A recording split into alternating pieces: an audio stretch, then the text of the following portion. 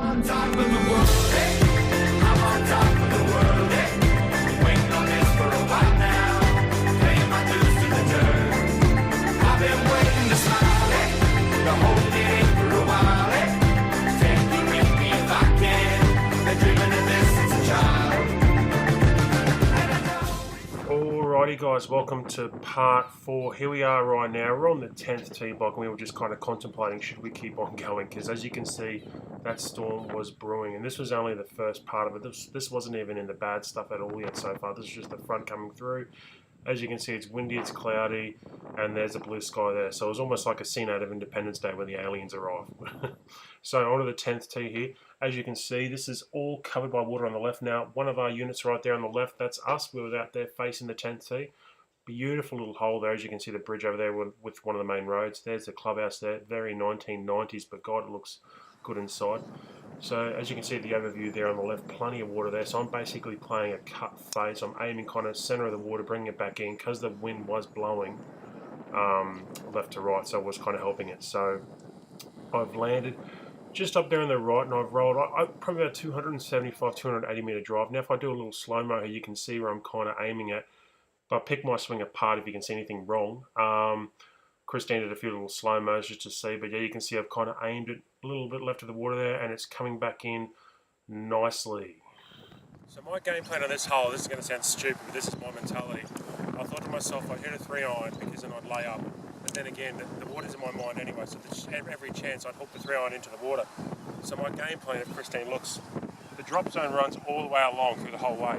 So I figured if I'm going to go in the water, I may as well hit the driver and hit it how I truly hit it.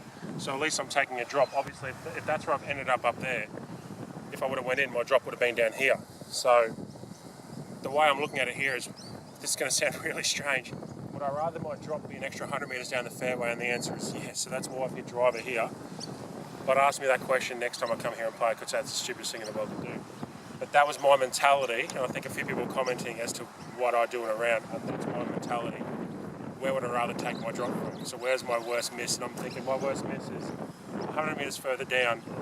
And keep in mind, I'm into the wind too again. So, yeah. Okay. Good job.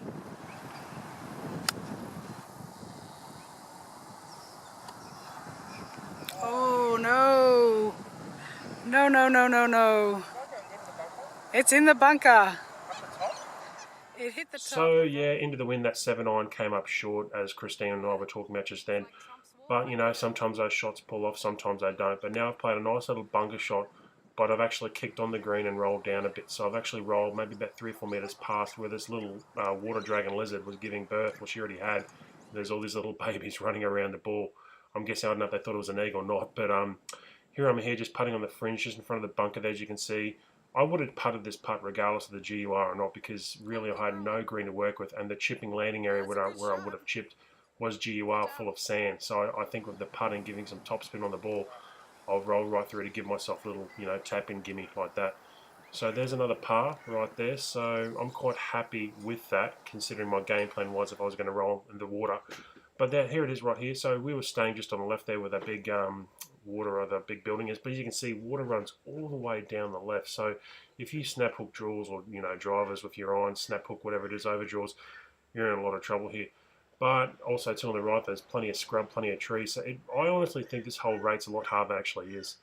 Onto the 5th, par 5, 11th here. So this was kind of side when the wind was kind of helping a bit. As you can see there, a little screenshot on the top there. I've hit this ball quite high in the face, but because the wind was kind of helping a little, it's kind of gone maybe an extra 20 metres, I'd say. So I've actually landed about 15, 20 metres past that bunker on the left there. Christine was zooming on, as you can see there it is, kind of right there, so not too bad. Now I'm going to warn you, I think this could be the shot of the day. Now I'm not going to tell you good or bad, you can make your mind up. But this is a 3-wood, 273 metres, wind helping a little. Now I've kept this low, because I thought it was helping, but I wasn't too sure. So I played it further back in my stance, as you can see. 2 bounces onto the green. Now you won't be able to see it from this angle here, but it actually is about 1 metre off the green, 1.5 metres off the green to the right there. So it's actually rolled through past the pin. I don't know, maybe a few feet, could hardly tell. But I'm extremely, extremely happy with that shot, because normally 3 wood off the deck for me isn't the greatest shot. I usually try and hit it too hard and top it. But there you go, there's the hole, T-block way back there. Quite a nice, I'd actually say, considering this is a par 5, I actually rated the hole before it a lot harder than it was a par 4. I know that sounds stupid, but I'd rather this hole be a par 4 and the other one be a par 5. But there I am there, putting again obviously. Look, this green, I would putt, even if my chipping was on point, I'd still be putting this, because as you can see it's downhill, there was a lag putt in there, and that's a nice little tap in, backwards putter, gimme birdie right there. So I'm actually, back 9, 1 under par so far on the back 9. So I think overall I'm back to 1 over par. Who knows? I could be right, could be wrong. But yeah, not unhappy with that at all. But going to the overview here, I actually don't think it's quite a hard hole at all. I know distance is 498 meters, but if you can catch the break there where my mouse is right there, you'll roll an extra 40 or 50 meters, even if you can punch an iron up there. And then, but I must say, I think the reason why it's a par 5, in my opinion, is so well protected from anybody who cuts a ball in there. And if you draw a ball and you block it, you're dead in the trees there. So 12th, 397, was playing 385 for me that day. Christine took a little side-on shot there, as you can see down the bottom there. There's a quick flyover. Plenty of water on the right for the second shot. Not so much in play for the tee shot.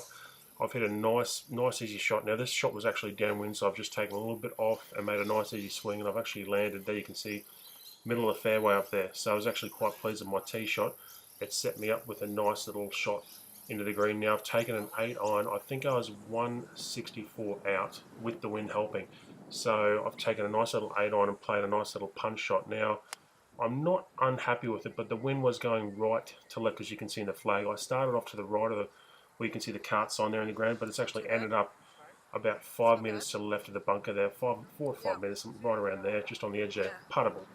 But here's my swing in slow motion. Pick it apart if you want, but I know I'm doing a few things wrong, but overall I'm quite happy with where my arms are placed. But yeah, let me know what you think. Anybody out there, if you're a pro, let me know. Rip it apart, I could always use some help.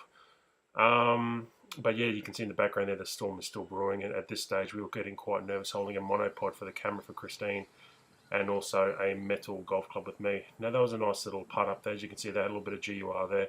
I'm left with one of those little testers, but I always thought this was going to be a tough 2-putt in general, because you can see the pin is on a bit of an apex there, so it's either going to roll left or right depending on whereabouts you are going to land there. Now, I'll tell you what, the putter was feeling good today, and I don't know why, but I was real nervous in this putt because I had a good round going, and I thought I didn't want this to be the Achilles heel of the round where it's just going to go. And look, there you go. Look, no 2-stroke penalty because the flag there. You've got to, if I don't have the flag, you don't see where the hole is. So that's another pass. So 1 under on the back 9 and 2 over on the front 9. So I'm going pretty good at this stage. Can't fault this, but as you can see right there, water is really in play for your approach shot, but it really shouldn't be if you hit a decent shot into the middle of the green. The pin's back in the corner there on monthly medals or whatever they do. I can understand why to be in play, but I'm never going to go at a pin, so that water to me is never in play. Beautiful fairway, as you can see. Green really does slope left to right, but as you can see right here, the actual blue marker tee blocks are way back there, as you can see. The ideal spot to land is probably to the right of the bunker there on the left there. But as you can see, those bunkers down on the right, they really quite catch the driver. And that's where I was literally about just over there, you can see right there to the left of that bunker. But there's the water in play for the approach shot. So you can see what I mean.